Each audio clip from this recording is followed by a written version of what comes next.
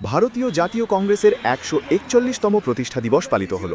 আজ ২৮শে ডিসেম্বর রবিবার সকাল 10:30টায় লেডি ডাফরিন হাসপাতালের বিপরীতে ১৪৮ নম্বর রাজা রামমোহন রায় সরণির সংযোগস্থলে কংগ্রেস বেদি মূলের সামনে ৪৮ নম্বর ওয়ার্ড ব্লক কংগ্রেস ও রাজ্য আইএনটিইউসি সেবা দলের যৌথ উদ্যোগে ভারতীয় জাতীয় কংগ্রেসের ১৪১তম প্রতিষ্ঠা দিবস পালন করলেন। যে জাতীয় কংগ্রেসের সৃষ্টি হয়েছিল আজ থেকে ১৪০ আগে, এই দিনে এশিয়ার প্রাচীনতম রাজনৈতিক দল ভারতীয় জাতীয় কংগ্রেসের উদ্ভব হয় মুম্বাইয়ের গোকুলদাস তেজপাল সংস্কৃত কলেজের প্রখ্যাত আইনবিদ উমেশচন্দ্র ব্যানার্জির সভাপতিত্বে। ১৪০ বছর ধরে বহু প্রতিকূলতা, ঘাত প্রতিঘাতের মধ্য দিয়ে এবং আন্দোলনের মধ্য দিয়ে দেশের উন্নয়নে নিমিত্ত পথ কংগ্রেস দেখিয়েছে। দেশের প্রান্তিক মানুষের উন্নতিকে লক্ষ্য রেখে গ্রামরাজই রামরাজ এই স্লোগানকে পাথেয় করে জাতীয় কংগ্রেস এগিয়ে চলেছে আজও। প্রতিষ্ঠা দিবসে উপস্থিত ছিলেন রাজ্য আইএনটিইউসি সেবা দলের সভাপতি প্রমোদ পাণ্ডে, ৪৮ নম্বর ward Congress committee president Bhimsen Barik, এছাড়াও উপস্থিত ছিলেন শঙ্কর নাথ হাজা, শিলা চক্রবর্তী, সোমা দে সহ আইএনটিইউসি সেবা দলের ও কংগ্রেসের সদস্যরা আজকের দিনে জাতীয় পতাকা ও কংগ্রেসের পতাকা উত্তোলনের মধ্য দিয়ে অনুষ্ঠানের শুভ সূচনা করেন। আজকের এই প্রতিষ্ঠা দিবসে একটি কবিতা সবার উদ্দেশ্যে তুলে ধরেন। হিন্দু না ওরা মুসলিম, ওই জিজ্ঞাসে কোনজন, কাণ্ডারি বলো ডুবিছে মানুষ, সন্তান মোর মার। হিন্দু মুসলিম বাঙালিদের মধ্যে বিভেদ সৃষ্টি করে দেশকে শেষ করতে বসেছে যে দল, সে হচ্ছে আরএসএস ও বিজেপি।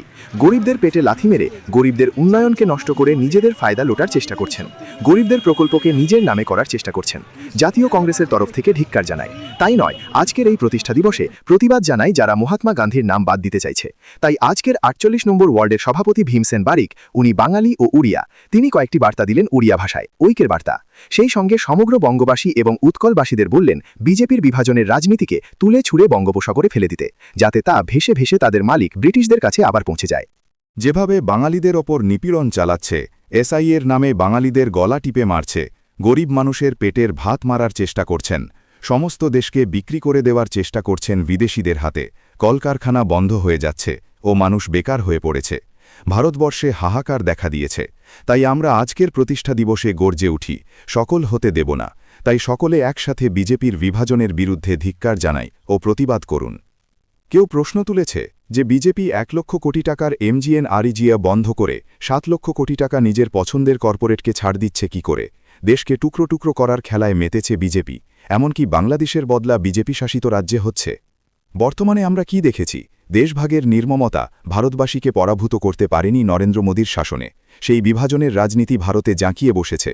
আমাদের সব ভারতবাসীর কাছে চ্যালেঞ্জ, এই বিভাজনকামী শক্তিকে পরাভূত করে বিবিধতার মধ্যে ঐক্যর ভারত আত্মার চিরন্তন ধারাটিকে অনুসরণ করা। তাহারা বলেন, বাংলাদেশে বা আফগানিস্তানে যখন ভারতবন্ধু সরকারের পতন হয়, তখন নরেন্দ্র মোদীর পররাষ্ট্রমন্ত্রী কি নাকে তেল দিয়ে ঘুমন? আর সেই ব্যর্থতার প্রায়শ্চিত্ত কি ময়মনসিংহের শ্রমিক ভাই দীপু দাসের হত্যার বদলা নিতে উড়িষ্যায় নিরীহ নির্মাণকর্মী জুয়েল শেখকে খুন করতে হবে? কোথাও কোনো রাজনৈতিক ছেলে কিন্তু মারা যায়নি। দীপু এবং জুয়েল দুজনেই হতদরিদ্র শ্রমিক পরিবারের সন্তান। তারা পেটের জ্বালায় বিদেশে শ্রমিকের কাজ করত, পরিবারকে দুমুঠো অন্ন তুলে দেওয়ার জন্য।